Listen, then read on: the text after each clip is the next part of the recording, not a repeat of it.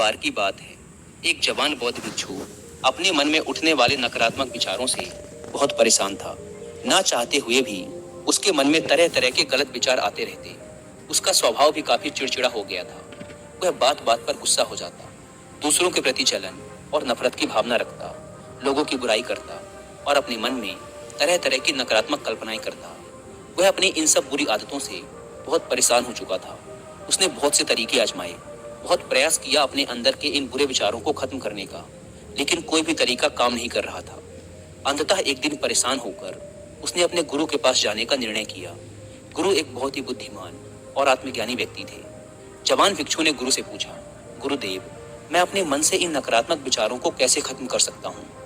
गुरु ने उत्तर देते हुए कहा, नकारात्मक विचार बादलों की तरह होते हैं जो कि साफ आसमान को धुंधला बना देते हैं। अगर तुम्हें साफ आसमान देखना है तो पहले इन बादलों को हटाना पड़ेगा। ठीक इसी प्रकार अगर तुम अपने दिमाग से नकारात्मक विचारों को खत्म करना चाहते हो तो सबसे पहले तुम्हें इन नकारात्मक विचारों के मूल कारणों को पहचानना और उन्हें नष्ट करना पड़ेगा।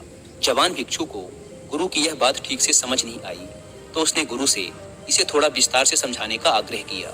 तब गुरु ने शिष्य को एक कहानी सुनानी शुरू की। एक बार एक व्यक्ति जंगल से गुजर रहा था। तभी उसे रास्ते पर एक सर्प दिखाई पड़ा।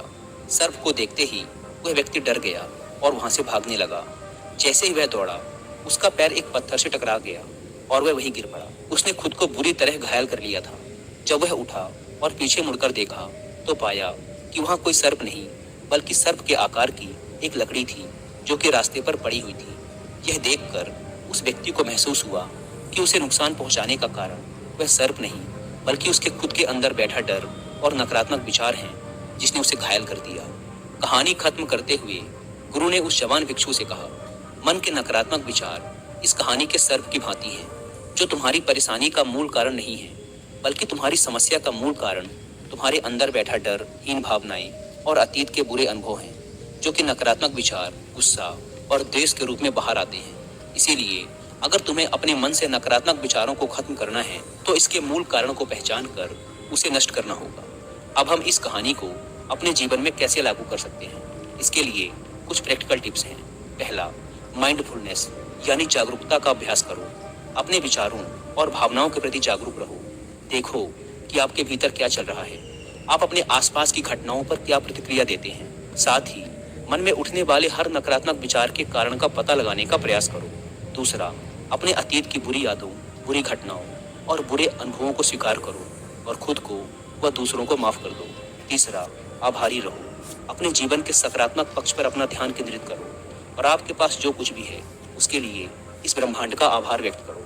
आभार व्यक्त करना हमारे नजरिए को सकारात्मक बनाता है और हमारे अंदर से नकारात्मक भावनाओं को खत्म करता है। चौथा, दयालु बनो, खुद के प्रति भी और दूसरों के प्रति भी, क्योंकि नकारात्मक विचार अक्सर अंदर ही अंदर खुद की बुराई और तुलना करने से पैदा होते हैं। अपने अंदर दया भावना रखकर हम ज्यादा सकारात्मक और संतुष्ट जीवन जी सकते हैं। संक्षिप्त में ये कहानी हमें सिखाती है कि नकारात्मक विचार हमारी परेशानी का मूल कारण नहीं है। असल समस्या तो हमारे भीतर गहराई में छुपी हुई है। इन विचारों के मूल कारणों को पहचान कर हम इन विचारों को अपने दिमाग से निकालना शुरू कर सकते हैं और एक ज्यादा खुशहाल व शांति से भरा जीवन जी सकते हैं। याद रहे, कहानी के सर्प की भांति हमारे ज्यादातर नकारात्मक विचार भी सिर्फ भ्रम मात्र हैं, जिन्हें हम अपने मन